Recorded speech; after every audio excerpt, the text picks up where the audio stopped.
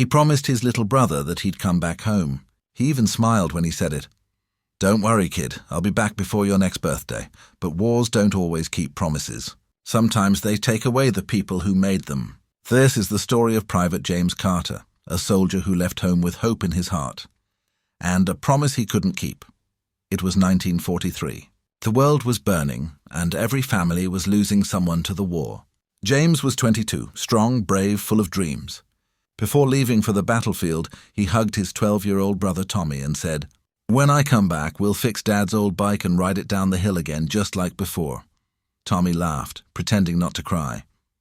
He believed his brother because James never broke a promise before. That night, their mother stood by the window watching James walk down the empty road with his bag on his shoulder. She whispered, "Please, God, bring my boy back." Weeks turned into months. James was now somewhere in Normandy, fighting through cold rain and endless fear. He saw things no one should ever see. Friends falling beside him, homes turned to ashes, and letters soaked in tears. Every night he opened a small folded paper, a drawing Tommy made before he left. It was 2 stick figures, one tall, one small, holding hands beside a bicycle. At the bottom, Tommy had written in shaky handwriting, "Come home soon, big brother." That paper became James's strength, his reason to survive one more day. Back home, Tommy wrote letters every week. He didn't know where to send them, but he wrote anyway. "Hey, James, I'm learning to ride the bike alone now. Mom misses you. She cries less when I make her tea. I can't wait till you come home. We'll race to the lake." The letters piled up, waiting for a reply that never came. Because somewhere far away, James had stopped writing. Not because he forgot, but because there were no mailboxes in the middle of a battlefield. It was June 1944, the morning of a major assault. The air was thick with smoke and fear.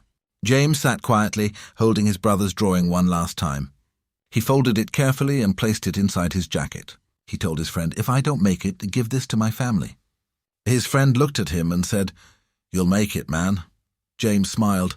"I promised my brother I would." Hours later, during the battle, a grenade exploded near his position. The noise faded, the world went silent, and James fell with his hand over his heart, right where Tommy's drawing was kept. He didn't get up again. Months later, soldiers returned home, some with medals, some with memories. But for the Carter family, only a small box arrived. Inside was a folded piece of paper, a medal and a letter. The letter read, "Your son fought bravely. He kept every man in his unit safe that day. He died protecting his brothers just as he promised." Tommy held the paper in shaking hands. It was his own drawing, now torn, burned at the edges, but still readable. He whispered, "You kept your promise, James. You came home just in a different way." Years passed. Tommy grew up, became a teacher, and often told his students about his brother.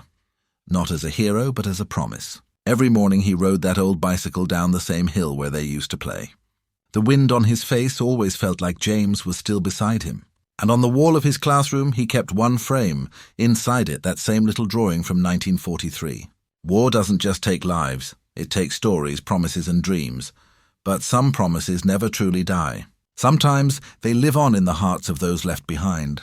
So if you've ever lost someone you love, remember, as long as you keep their memory alive, they never really left.